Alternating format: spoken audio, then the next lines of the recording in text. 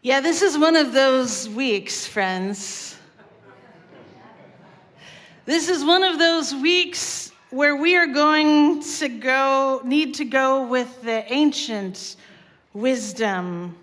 When the cruelty of our leaders takes on biblical proportions, you see, we will need to go to that same source to seek answers for how to get a people through repression and abuse of power.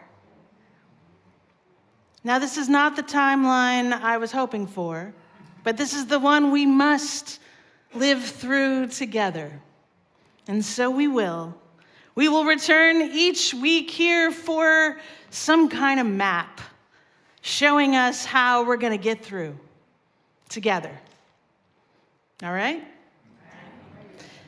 Now, we may be spending a little more time going back a couple of thousand years to read that old guidebook for how a people seeking freedom of religion, freedom of expression, and freedom from slavery made their way out of empire and into the wilderness of a new land where all who sought shelter were cared for.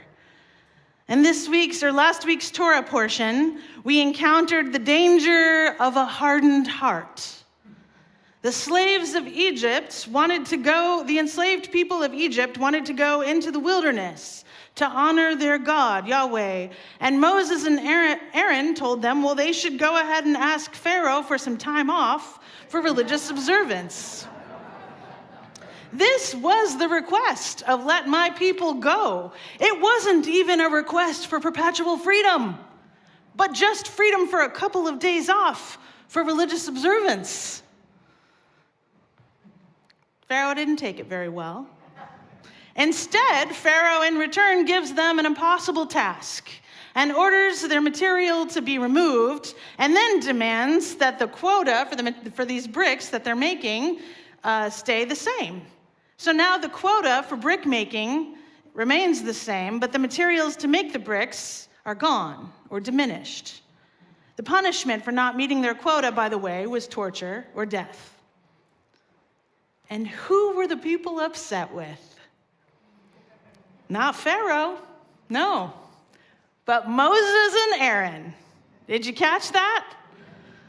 Why did you tell us to speak to Pharaoh and ask for mercy? Now we are doubly punished. We may not even survive the punishment, and it's your fault. Now Pharaoh has them all right where he wants them. They are fighting about tactics, blaming each other about the consequences of asking for mercy, second-guessing themselves, and what they are doing is hardening their own hearts to one another's guidance, or freezing their hearts, if you will. Now, I have seen this dynamic play out over my various communities all week long. I don't know about you. Where folks have been arguing, sometimes with malice and name-calling, about how to best resist the onslaught of rollbacks and the dismantling of rights we have already experienced in just 6 days since January 20th. According to my friend Rabbi Josh Lesser, this Torah portion is about the dangers of a hardened heart and how everyone suffers when Pharaoh's heart hardens.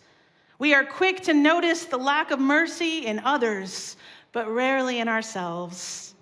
For the social change we wish to see, Rabbi Lesser says, I believe we have to embody what we hope to see from others. If we ask people to recognize that we are created in the divine image, if we are all holy beings, sacred and worthy, we must commit to seeing that in them. We must be merciful when we wish those in power to be merciful. And while we should not put ourselves in harm's way, we lose further if we allow our cherished human values to erode. This, he says, is spiritual warrior practice. And what did I tell you all a few months ago? That we are going to need to become spiritual warriors in this era. The question is not, what is the very real Pharaoh in our very real story going to do next? No. The question is, what are you going to do next? The question is not what is he going to do with his power, but what are you going to do with yours?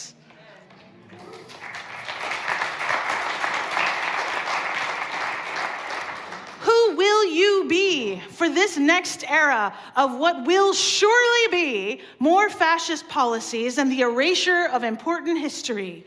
It will surely look like job losses for those who have worked for the common good. It already has looked that way. It will look like punishment of political rivals and the war of ideas becoming, well, more warlike. Friends, hear this. It will be worse than you can reasonably imagine. We're together, we're safe, we can hear that right now. But do hear it. Prepare your heart to be devastated, but never hardened. Prepare your heart to be afraid, but never hardened, my friends. If we are going to be subjected to the shock and awe of his first 100 days, that will feel like 100 days of terror for non-documented immigrants and their children, for transgender folks, for those who offer sanctuary, for those who prosecuted January 6th criminals, for those who speak the gospel truth in their own pulpits, then we must get clear about who we are going to be. We will be spiritual warriors. We will be love warriors. Are you with me? Yes. And that means we will have to thaw out from our frozen response, not simply waiting frozen for the next shoe to drop, not sharing and repeating the words and images of the ones dealing in death, dealing in greed, dealing in destruction. You hear me? Don't reshare. Don't reshare it. I don't want to see that picture anymore. But it all matters, my friends. Everything you do matters. You do have so much power. You want to stop shopping at Target today? Do it. And know that it is not everything, but it is something. In an oligarchy, the power of the consumer can do real damage to the profit margins of the CEOs who are now taking up a seat in the West Wing. There may be a more organized boycott of the major companies who are now today rolling back their DEI policies. If you were to truly join such a boycott, I know it, the effects on your own life would be tremendous. It is an interesting question to imagine, though. I mean, what would your life be like in America without Target, Amazon, or Walmart? Great. What would it be like? Great. It's difficult to imagine. Would our buy nothing groups become more organized and more abundant as we create small neighborhood-based networks of sharing economies? If you're not in a buy nothing group, it's time to join the buy nothing group. I know, it's on Facebook usually. But you can do some things to decrease the profit margin for the people who own that platform too. And maybe we should hold like a class about that.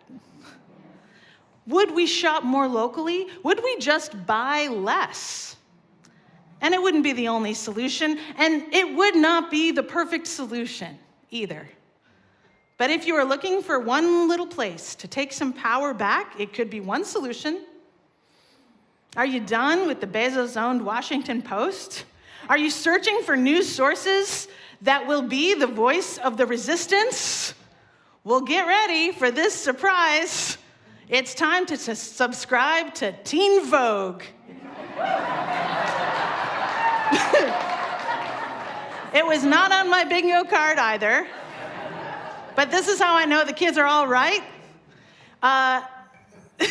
Teen Vogue has published arguably the best action plan for how to organize an ICE watch program in your neighborhood. That's right, I'm talking about Teen Vogue.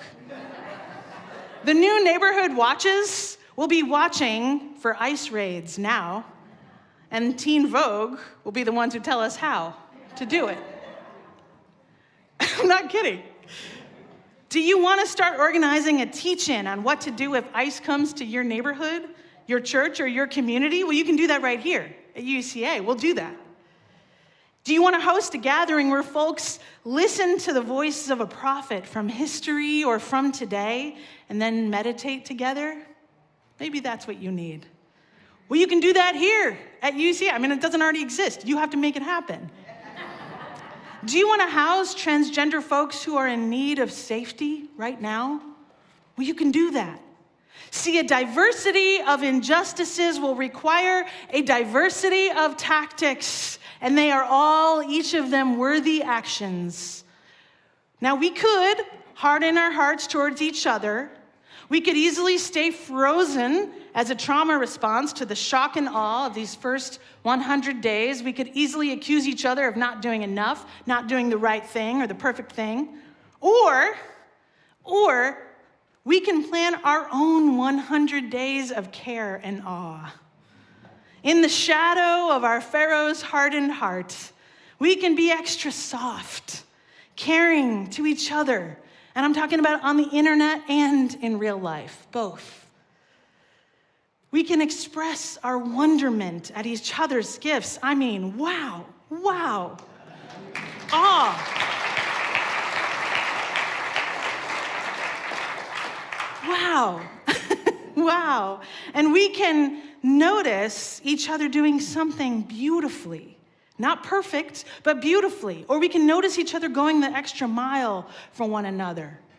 Last Monday, 100 people gathered in the social hall to make snack packs and hygiene kits for unhoused people in Atlanta. Now, we pulled that event together in just a couple of days.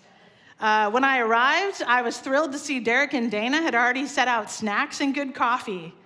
We sang, we prayed, we learned about the issues of food insecurity, and we expanded our empathy. Empathy, the path to righteousness, never a sin. You heard it twice here.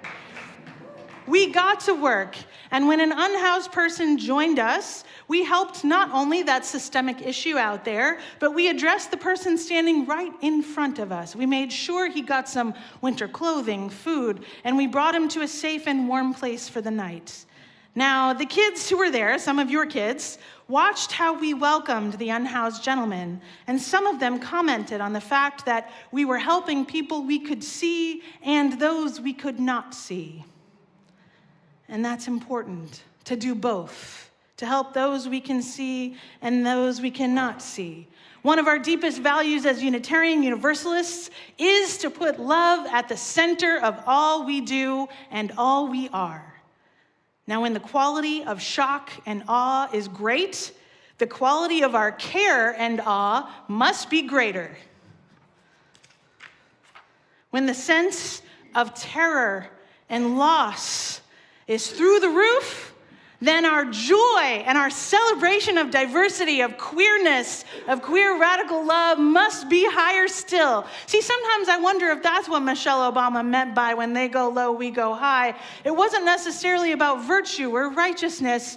It was more about however deep down it's going to go, we're going to have to bring that much more joy, that much more love, that much more celebration of life, gratitude for the day we are given.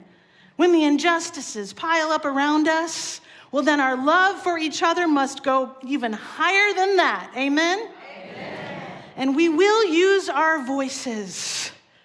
We will use our voices, though they may shake a little bit, like the voice of Right Reverend Marianne Buddy, to call for justice and mercy.